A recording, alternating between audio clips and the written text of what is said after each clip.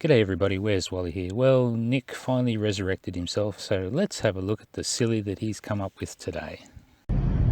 Hello, flat earth defenders, debaters and debunkers. I'm driving around in Hawaii and I'm actually happy, so there's no need to rant about anything. Have a nice day. Oops, that's the wrong one. Hello, flat earth researchers, debaters and debunkers. Obfuscation. The fact is that eye level is where you will always find the horizon. Whoa, Nick, let me stop you. So eye level is where you find the horizon, and the horizon rises to eye level. That is a circular reference, mate. Whatever. So let's just go through this and we'll show very clearly why these guys just can't really do any science at all. Oh, Nick, you sound tired, annoyed, dejected, rejected. The pilot's getting you down, mate. And they have nothing to back up their ridiculous claims that we have this kind of apparent drop in the horizon at eye level. So here we have this introduction here that says, flat earthers like to say water finds its own level. Well, this is just simply a fact of life, and this is why you can use the water level as is demonstrated here, because we know that water on either side of these tubes will be at the same level. This is real physics. And this is why we know that when we look at we compare these two diagrams here of a flat earth model, which is more like reality, and this ridiculous round earth globe model, we can see that, of course, the natural physics of water would have water flow down this curve.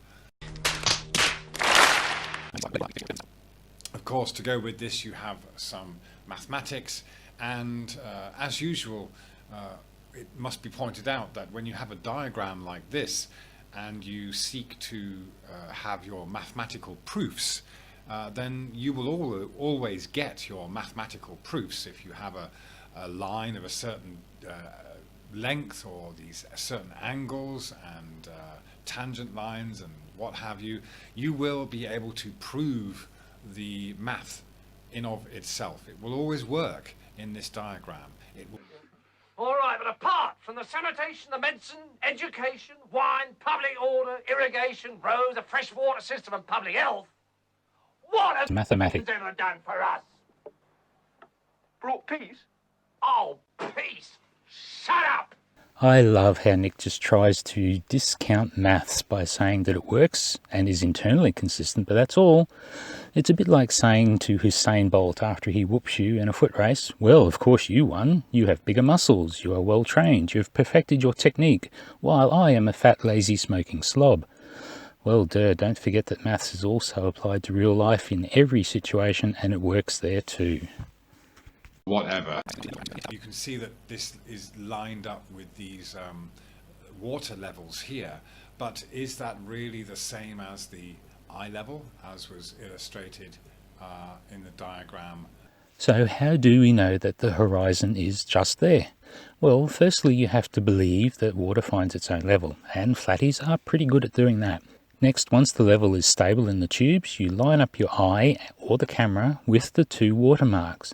Now you have three things that are all in a line. So let's call that eye water level. And guess what the fourth thing is that's not in line with that collinear water asserted horizon? The natural earth sky horizon. Oh dear. Whatever. Or obfuscation. But first, let's just reiterate what eye level actually is. And this is according to any kind of eye level is a horizontal line of sight. Horizontal line of sight is not what you said at the start. Whatever. We look straight ahead, we will see a horizon at eye level. There is no argument. I paid for the full half hour. Anything that's up or down from eye level is not eye level.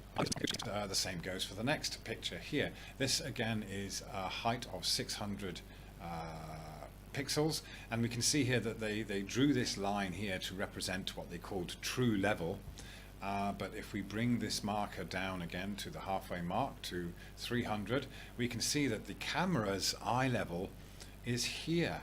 Okay, This is the center of the camera's field of view, and it's way below these two levels here. So none of this is lined up in properly. This hasn't been scientifically done. And so this line, this white line that they put in here, means nothing. It means absolutely nothing, because the camera's eye level is here. 651 pixels. So let's just for the people who have difficulty with numbers, oops, let's just oops, sorry, to go back. So it's 651. All we've got to do here is go 651 divided by 2, and that gives us 325.5. So I've already put the marker here. You can go and test it for yourself. This was. So you're just going to keep flapping your gums about testing this for yourself, while you, Nick, have not ever done a simple inverted water tube at all. Or wait, maybe you did repeat Critical Think's water tube experiment and it turned out like this did, hey? Whatever. Right here in the center of the field of view, and we can see that we have the horizon in the center of the field of view.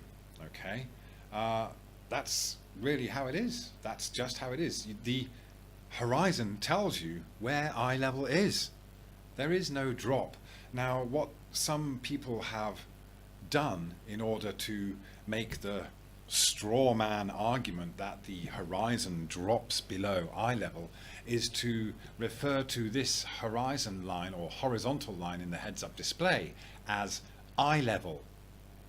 And that's, again, just as we pointed out just now, if you're going to talk about eye level, if you're talking about someone else's eye level or something else's eye level other than what is in the photograph that you've taken, then you're just creating a misconception. It's a lie, because we can see here that this horizon line is not at the camera's eye level, and you have to have this appropriate gap between the bore sight of the aircraft on the heads-up display and the horizontal line to represent the pitch, which you can see. You've got the 5-degree pitch, positive pitch mark here, so you can see that the nose here is pitched up about 2 degrees or so. Well, speaking of things you need to have a look at, Nick, check out the bore sight to the natural horizon on this image. What's up with that? Kind of ain't no way you can go blaming pitch up on the plane when the plane is pitching down, Nick, and still look where that sun is. Whatever. Yeah, Nick, let me clear this up for you. Discernment and a willingness to move forward and truly explore. So many actual pilots and actual smart people are having to constantly repeat this. Really help to illustrate how people can make this very, very simple issue confusing. And because you banged on a whole lot for many weeks about HUDs, and Wolfie was kind enough to show me this video that he made just the other day, and I'm stealing it. Sorry, Wolfie. But I am doing it to educate Nick et al, so yeah, that's all good, mate, right? Anyway, notice how Wolfie's got his plane parked on the tarmac and he's looking out through the HUD with the HUD turned on.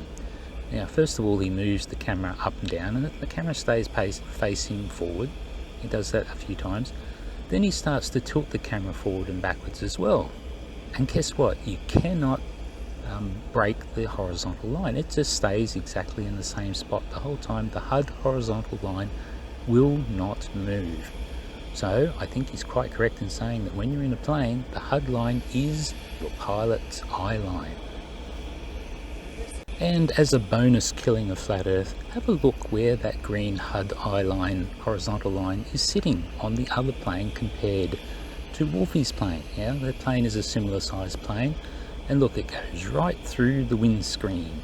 How's that for horizontal eye line, Nick?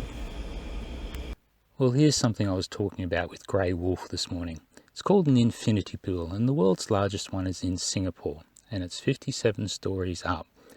So the water in this pool is level, right? And when you get in the pool and you get your eyes right down low and you look out across the water, what do you think you see? How much of the horizon would you be seeing right now? It is called an infinity pool for a reason, because A, they're usually above the surroundings or the ocean. B, the water is right up to the edge on one side and flows over the far edge. And C, you can see nothing but sky above that edge when you're down low in the water, hence the name infinity. So this whole infinity pool kills your argument dead, Nick. The high pool is flat and level, and the ocean down there is also level. We know that they are not coplanar. Oh, I mean by that, they're not at the same level. They are both level. And so the two surfaces are parallel. And we know that parallel things never meet. Therefore, when you're looking across the surface of the infinity pool, it is impossible to see the sea. And now if you can't see the sea, you cannot see the horizon. And if you cannot see the horizon, you cannot say that the horizon is rising up to meet your eye level. And we know your eye level is horizontal because it's in line with the surface of the top pool. Booyah! And I might just make one request. If anyone has or can get to an infinity pool, would you please just take a shot, a video or a photo, point it out, get down as low as you can to the water without drowning your camera, and let's just see what it looks like, really low to the water, looking straight out over the infinity edge and off into infinity. That would be great. Leave a link to it in the description, would be in the comments, would be great. Well, that just about wraps it all up. I think Nick will have to go and crawl back into his little hole again. We have seen him resurrect a little bit, and all the attaboys have been there going on and on and on and praising Nick. But now I guess it's our turn. We'll have to all pop over to Nick and just tell him what is really what.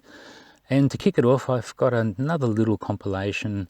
This one is from Grey Wolf, and he jumped in there this morning with Nick when Nick first popped this video up.